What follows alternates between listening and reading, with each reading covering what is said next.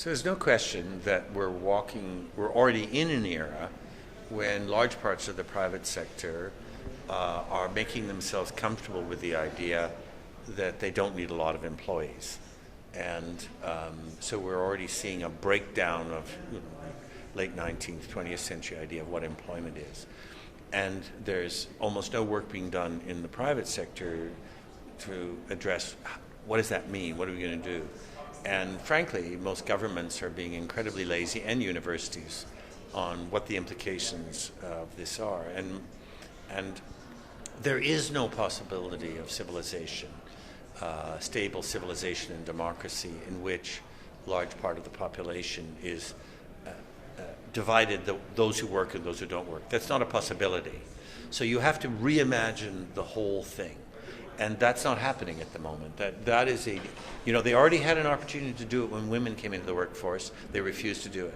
They had an opportunity to do it when this new wave of automation came in. They refused to do it. They invented things like the service industry, which was a way of paying young people less.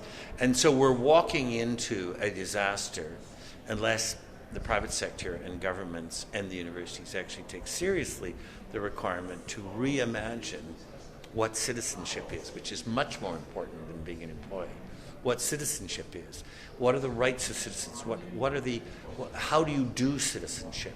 And beware of the simple answer, which used to be on the left and is moving to the right, which is, well, let's do a guaranteed annual income. Why is that moving to the right? Because many people on the right say, but if we have a guaranteed annual income, then the private sector doesn't have to worry about its employees anymore. And then those same people say, but we're not going to pay taxes. So who's going to fund this guaranteed annual income? So we're actually in what I would call a vacuum.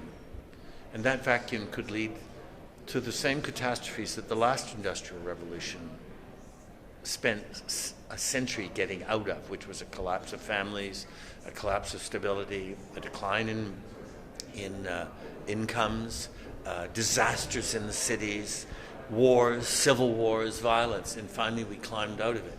We have to think our way into the next stage very carefully as a society and not say us and them.